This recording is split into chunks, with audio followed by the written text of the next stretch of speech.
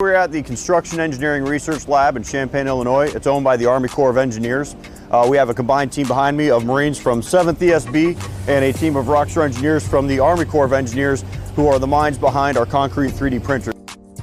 In the past, we have successfully printed buildings. We have successfully printed and demonstrated a bridge. And right now we're working on improving the processes around the machine. So we know this machine can print, but we got to worry about the peripherals. The Marines from 7th ESB are the ones that designed what we're printing today. So they came up with the plans themselves, they catted up the model, and then they went through and sliced it, and we're feeding it to the printer, and the printer's going through and implementing it.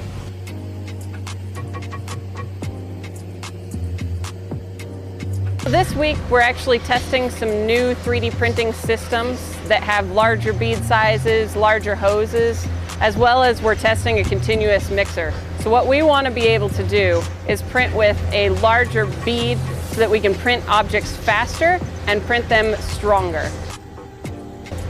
This is really the first time we've ever printed something large with this system.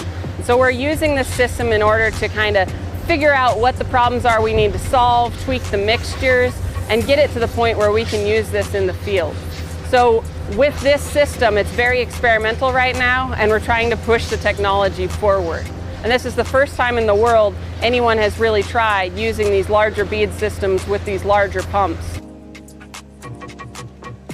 I have a team of combat engineers from the construction shop and one of my other surveyors from 7th ESB. And we're basically just here assisting the U.S. Army Corps of Engineers in setting up the gantry, the mixer, and hopefully have a successful print. Keeping in mind mobility, counter-mobility, survivability, different ideas of what we can do. We went with the bridge with the last print, and for this one we wanted to see what we can do that's unique with the 3D printing in terms of construction, being able to print circular shapes, which normally you can't do by traditional means of construction. If we're forward deployed and we have this at a fob, we get it set up, we save on the wood it would take to build forms, a lot of materials that we'd end up having to ship overseas. If we take this thing, it packs up into an ISO container. Concrete's available in every country around the world, so we can get on station and start printing right away. We can, anything from jersey barriers to counter mobility for ECPs, whatever you can think of that's going to benefit the mission of where you're forward deployed. My purpose here is I was actually the person that drew the blueprints for what we're doing today. Taking in consideration a lot of the different aspects and intricacies that go with 3D printing, I had to take all of those, collaborate it with the other DNS Marines, and we come out with the final product which allows them to print.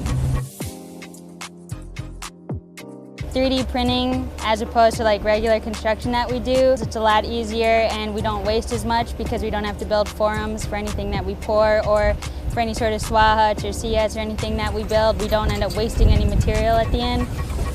3D printing is more beneficial for that and the amount of bodies that it takes to actually complete a project. So I know a lot of the times when we're in the field and we're building all those types of forums, it's a lot of man hours, and with this it only takes like 4 to 5 people to man, so it's fewer people and then shorter hours. Honestly, it's really cool. My background is in engineering, and so being that I joined the Marine Corps and continued in engineering and being like kind of like the first front with like experimental type things like this, it's a really big deal for me.